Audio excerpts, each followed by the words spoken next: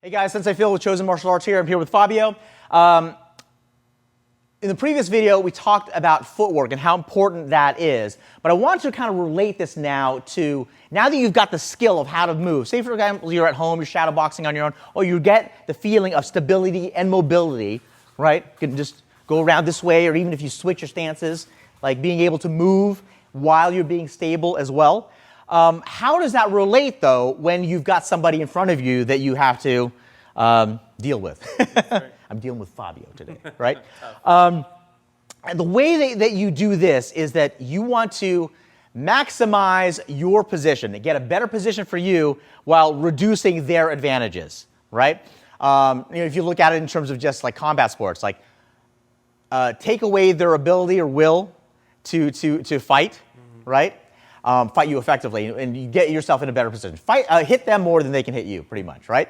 The way that you do that is with footwork. Okay. Now, when you do that with your opponent, this is kind of like the rule of thumb that I go with, is you want to get off of their railroad tracks. Now, when I was growing up, I used to watch this show called Mutual of Omaha's Wild Kingdom with Marlon Perkins, right?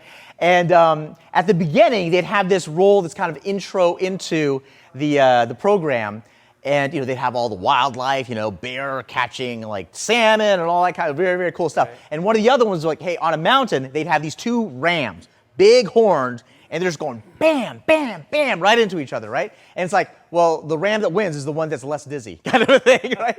But like with us, there's only so much that we can do that. So if we're here facing each other, we're pretty much, all things being equal, it's like whoever is going to win this exchange wins the whole thing, right? But there's only so much that you can take here before something gives out. Mm-hmm.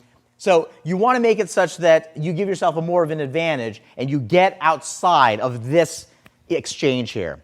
And the way I think about that is kind of like he has his set of, like he's a locomotive and he has his set of railroad tracks that he's going down. So he's going straight this way, right? For me, I have my set of railroad tracks. They're also going this way, right? So now we're going bam, bam, bam. Now, let's go do it this way, Fabio. Now, here's the thing. I want to get it such that there's an advantage here for me, okay? Now, the way that we can do this is with our footwork. So if he's going this way, I want to get off of his tracks. So I can get off his tracks just stepping to the side, right? So now we're parallel on our tracks. He's going this way, I'm going this way.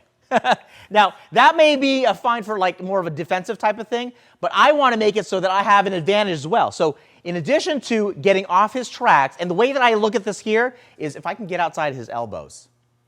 If I can get outside his elbows, like right now, if his hands as weapons, his feet as weapons, knees and all of them are pointing at me right now. But if I can get off here, they're pointing this way, right, parallel to me. Right? Not as much of a big deal, right? But my weapons are pointed this way too. So how can I make it such that I have my weapons pointed at him while I'm outside of his danger zone? Well, I can pivot this way, and now all my weapons are available against him. Maybe he has this one, maybe he has this one, but even if he does have those, that's two weapons to all four, right? So I'm in a better position. So I want to, if I'm facing him, let's move around here a little bit, Fabio, get outside of his elbow. So if there's some way to do that, I can kind of like, use my footwork, fake him out. I'll go this way. Now I can do that, right? Here's the thing, though. There's an expiration date on this positioning that I have with him, right? Because for demonstration purposes, if I just like, whoa, here we go. See that? Even though it was slow, he catches up to my position. Now we're back on each other's tracks. Right? So now I got to try to get another position. And he catches up, right? So do this in two steps when you're learning this. One is just get used to getting outside those elbows, right? Just get the footwork to do that. Second thing is, if you're working with your partner, have them move, and then now he's going to face me. Okay, see that time that it took for him, between the time that I got the position to the time for him to face me, there's a little bit of time there that I could take advantage. So if I get this here, boom, bam, bam. So in between the time that I get the position and he changes, I can hit him. I can do something else to him, all right? So it's kind of like lettuce, right? What's the difference between salad and garbage? It's timing, right? That's the same type of thing over here. Boom, well, now I lost it, right? But here, boom, bam.